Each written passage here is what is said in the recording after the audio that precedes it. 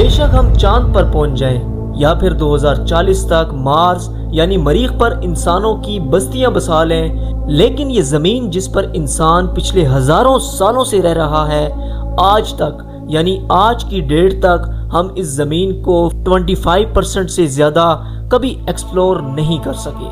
اور ہماری زمین کا ساؤتھ پول انہی ان ایکسپلورڈ جگہوں میں سے ایک جگہ ہے، ایک ایسی جگہ کہ جہاں آپ نے اگر اپنا پروٹیکٹڈ چشمہ اتار دیا تو چند ہی سیکنڈ میں آپ کی آنکھیں جم جائیں گی۔ یہ ایک ایسی جگہ ہے کہ جہاں کمپس بھی یوز کرنے پر کام کرنا چھوڑ دیتا ہے اور ٹمپریچر -90 ڈگری سیلسیس تک گر جاتا ہے۔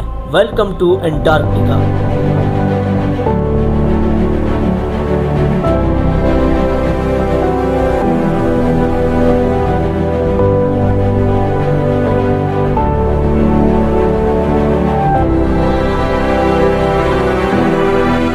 زمین کا وہ آخری کونا ہے کہ جس کو چھپانے کے لیے اور جس کو چھونے کے لیے قدرت نے موت کا جال بچھا رکھا ہے۔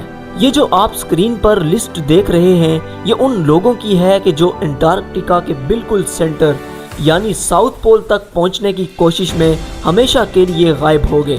پچھلے 100 سالوں میں انسانوں نے ملٹیپل ٹائمز ٹرائی کیا کہ وہ انٹارکٹیکا کے سینٹر یعنی ساؤتھ پول تک پہنچ کر ریکارڈ قائم کر سکیں، لیکن آج تک جو بھی اس کے قریب پہنچنے کی کوشش کرتا ہے اسے انٹارکٹیکا اپنے اندر جذب کر لیتا ہے۔ آج تک جو بھی ساؤتھ پول کے نزدیک گیا وہ پھر مڑ کر کبھی واپس نہیں آیا۔ دوستو، زمین کے بالکل دوسری طرف نارتھ پول ہے کہ جہاں لاکھوں انسان رہتے ہیں، بستے ہیں، کھاتے ہیں، پیتے ہیں، کئی شہر آباد ہیں، کئی ہوٹلز ہیں، دنیا کا سارا نظام ٹھیک سے چل رہا ہے۔ لیکن وہیں اس کی الٹی سائڈ پر ساؤتھ پول ہے کہ جہاں ایک پولر بیئر تک سروائیو نہیں کر سکتا۔ انٹارکٹیکا سے ہمیں قدرت کی وہ جھلک پتہ لگتی ہے جو ہمیں بتاتی ہے کہ انسان چاہے کتنا ہی ڈیولپڈ کیوں نہ ہو جائے لیکن اسے قدرت کے آگے جھکنا پڑے گا۔ دوستو، 1911 میں دنیا کے 2 بڑے ایکسپلوررز کے بیچ میں ساؤتھ پول کو سب سے پہلے چھونے کی ریس لگی۔ ایک طرف تھے ناروے کے رونلڈ ایمنڈسن اور دوسری طرف برٹین کے کیپٹن رابرٹ اسکاٹ۔ دوستو، رابرٹ اسکاٹ نے 1 سال تک کئی آفتیں جھیلی، کئی جان لیوا طوفان سہے۔ ان کے راستے میں حالات اتنے خراب ہو گئے تھے کہ اپنے ہی سروائیول ڈاگز کو جو اپنے ساتھ لے کر گئے تھے انہیں مار کر کھانا پڑا۔ رابرٹ اسکاٹ جب اپنی پوری جان لگا کر ایک ایسی جگہ پہنچے کہ جس پر انہیں 100% یقین تھا کہ یہی ساؤتھ پول ہے، لیکن اس پوائنٹ پر جب وہ پہنچے تو ایک چیز ایسی دیکھی کہ جس کو دیکھنے کے بعد وہ بالکل ٹوٹ گئے، کیونکہ وہاں پہلے سے ہی ناروے کا جھنڈا گڑا ہوا تھا، یعنی وہ 1 مہینہ لیٹ ہو چکے تھے۔ سوچیں دوستو، آسمان بھی سفید، زمین بھی سفید اور فوگ بھی سفید، اور حتیٰ کہ آپ کو اپنے جسم کا ہی کوئی حصہ دکھائی نہیں دیتا۔ آخرکار اسکواڈ کی ٹیم راستہ کھو بیٹھی اور ایک ایک کر کے وہ سب کے سب انٹارکٹیکا میں دفن ہو گئے۔ اسی لیے BBC نے اس جگہ کو فروزن گریو یارڈ کے نام سے پکارا ہے۔ دوستو، آج بھی انٹارکٹیکا کے نیچے کئی انسانوں کی لاشیں دفن ہیں، وہی انسان جو پچھلے 100 سالوں تک ساؤتھ پول کو چھونے کے خواب سے آئے تھے، جنہیں ڈھونڈنا آج بھی لگ بھگ امپاسبل ہے۔ چلیے دوستو، یہ جانتے ہیں کہ آخر انٹارکٹیکا کی انسانوں سے ایسی کیا دشمنی ہے کہ جو بھی جاتا ہے واپس لوٹ کر نہیں آتا۔ انٹارکٹیکا چلتے پھرتے انسانوں کو اپنے اندر جذب کر کے غائب کیسے کرتا ہے؟ دوستو، اس کے پیچھے کی فزکس کو ذرا سمجھیے گا کہ زمین کے باقی حصوں میں جہاں لینڈ گرم ہوتی ہے تو وہیں آسمان ٹھنڈا ہوتا ہے، جس سے ہوائیں قدرے سلو چلتی ہیں، جبکہ انٹارکٹیکا میں اس کا بالکل اپوزٹ ہے۔ وہاں زمین آسمان سے بھی زیادہ ٹھنڈی ہے اور پھر چلتی ہوئی ہوائیں انسانوں کو اڑا کر اس مقام پر لے جاتی ہیں کہ جہاں سے وہ کبھی مڑ کر واپس نہیں آ سکتے۔ اس کے علاوہ دوستو، 2024 میں ہمیں پتہ چلا کہ انٹارکٹیکا کی سفید برف کے نیچے 511 بلین بیرلز آئل موجود ہے۔ اتنی زیادہ مقدار میں آئل کہ اگر انسان اگلے کئی 100 سالوں تک اس کو یوز کرتے رہے تب بھی ختم نہیں ہوگا۔ دوستو، سوال یہ ہے کہ آج کی سپر پاورز یعنی رشیا اور امریکہ اور اس کے ساتھ ساتھ چائنا اس کو حاصل کرنے کی جنگ کیوں نہیں لڑ رہے؟ آخر کیوں دنیا بھر نے مل کر انٹارکٹیکا ٹریٹی سائن کر لی ہے کہ جس میں صاف الفاظ میں لکھا ہے کہ انٹارکٹیکا کے اندر کوئی بھی مائننگ کر کے آئل نہیں نکال سکتا۔ دوستو دنیا کی 90% برف انٹارکٹیکا میں موجود ہے جو پچھلے کروڑوں سالوں سے جمی ہوئی ہے۔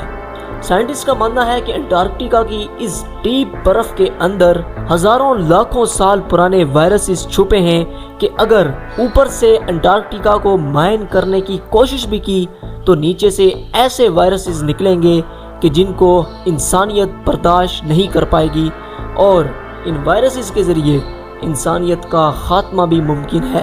یہی وجہ ہے کہ دنیا کی سپر پاورز بھی وہ آئل جو انٹارکٹیکا کے نیچے چھپا ہے اس کو حاصل کرنے کی لالچ نہیں کرتے، کیونکہ اگر کسی نے ڈرلنگ شروع کی تو وہاں سے ایسے وائرسز نکلیں گے کہ جن کا اینٹیڈوٹ دنیا میں موجود کوئی بھی میڈیکل سسٹم نہیں بنا پائے گا اور نہ ہی اس وائرس کو روک سکے گا۔ یہ قدرت کا اپنا ہی بنایا گیا سیکیورٹی سسٹم ہے کہ ہم چاہ کر بھی انٹارکٹیکا کے نیچے کے خزانوں کو نہیں حاصل کر سکتے۔ دوستو زمین کے ساؤتھ پول کو جو کہ انٹارکٹیکا میں ہے اس کو تو کوئی بھی لگ بھگ نہیں چھو پایا، اسی لیے جو بھی سائنٹسٹ انٹارکٹیکا میں جاتا ہے اس کے لیے ایسے قانون بنائے گئے ہیں کہ جن کو ہم نے کبھی بھی نہیں سنا ہوگا۔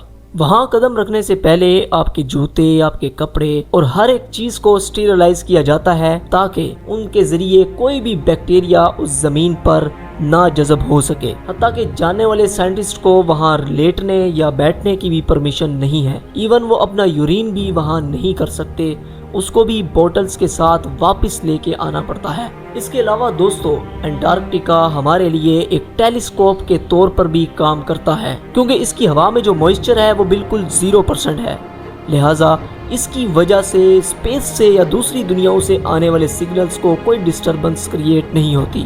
دنیا نے جو بلیک ہول کی پہلی تصویر دیکھی تھی وہ انٹارکٹیکا کے بغیر ممکن ہی نہیں تھی۔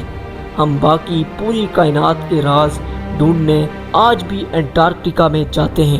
دوستو انٹارکٹیکا ایک ایسی جگہ ہے کہ جہاں نہ ہم اپنی مرضی سے جا سکتے ہیں، نہ رہ سکتے ہیں اور نہ ہی وہاں قبضہ کر سکتے ہیں۔ انٹارکٹیکا قدرت کا وہ شاہکار ہے جو آج بھی انسانوں سے چیخ چیخ کر کہہ رہا ہے کہ تم جتنے مرضی ڈیولپڈ ہو جاؤ لیکن قدرت کے سامنے تمہاری حیثیت ایک نقطے کے برابر بھی نہیں ہے۔ دوستو انٹارکٹیکا کے بارے میں آپ کے کیا خیالات ہیں؟ ہمیں نیچے کمنٹ سیکشن میں ضرور بتائیے گا، اور جانے سے پہلے چینل کو سبسکرائب کرنا مت بھولیے گا۔